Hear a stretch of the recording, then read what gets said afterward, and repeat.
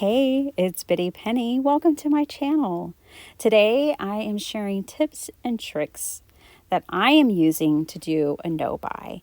I have been doing a low buy for 2 years, and so we're going to talk about mindset and the fact that you can do hard things, questions to ask yourself when the temptation strikes, other places to shift your focus, and I have a few gentle reminders because from this video, I hope that you get the courage and the peace.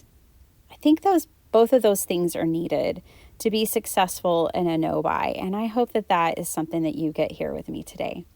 So what is a no buy? Well, it's basically a period of time where you set out to not purchase new products. You can decide how long that is. You can decide that you're not buying any Crafty products, or you're just not going to buy a few select ones, or you're going to allow yourself exclusions. All of these things are up to you. You can pivot and change at any time. So it doesn't have to be set in stone. Well, who is a no buy right for? You have to decide if it's right for you. I think if you find yourself feeling like a hamster stuck on a wheel between boxing, unboxing, sorting, and organizing, and you're doing less crafting, or you're getting overwhelmed by your space, that's probably a good time to think about a no buy.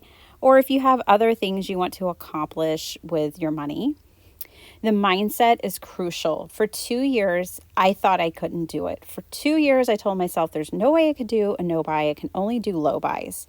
And then I heard this scripture and my pastor preached, not about a no buy, but I felt it come on me, and I knew it was a message that I was supposed to hear, and it broke it. I walked away knowing that I could do it. So here's some questions that help me when I feel the need for those new things. And the first thing to do is remove the sense of urgency. There's always the FOMO. It's a real thing. And I ask myself, will this item be available when my no buy is done? I'm currently on a 3-month no buy. A lot of times the answer is yes. So it immediately removes that sense of urgency.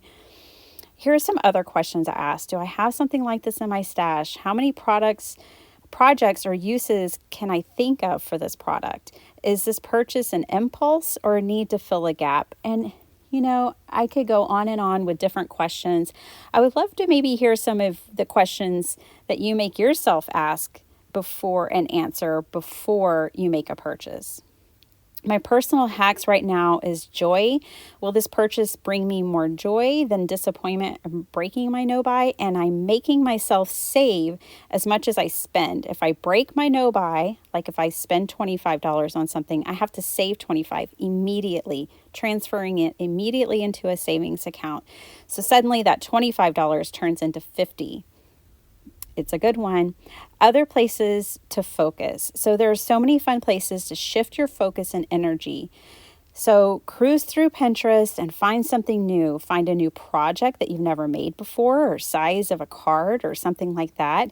A technique with supplies that you already have. And try something new creatively.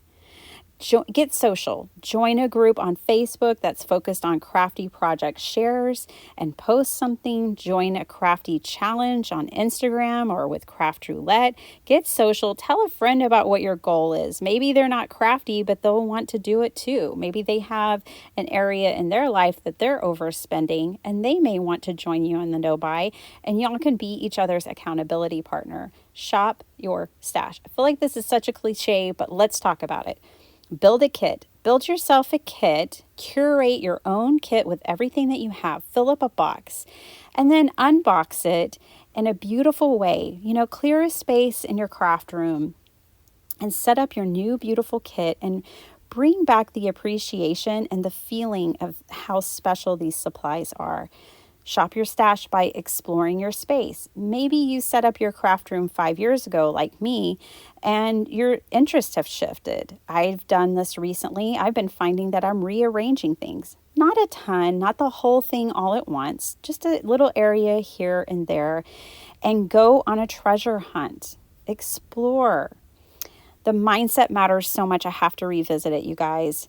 Chances are you have plenty. Think about all the fun you're missing out on right now with the goodies that you have. There's no shipping. There's no waiting. They're ready to go.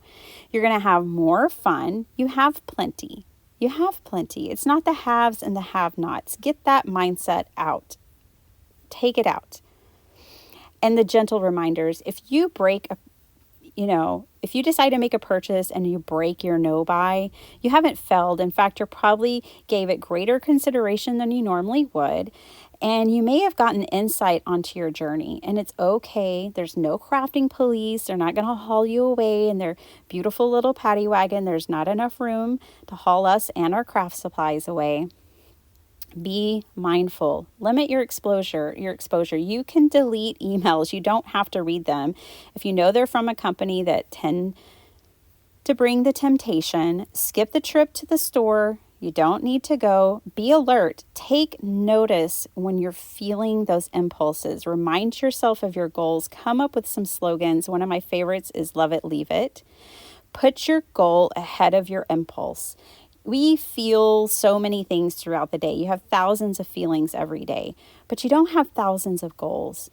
So put your goal as a priority. Put it above the impulse, the immediate feeling, the fear of missing out. Put your goal ahead of that. I think you'll feel really good and have fun. This can be fun. I am approaching this as fun.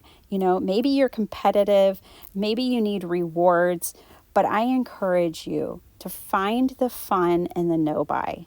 You have the stuff you need to make beautiful things. Just get busy and make them.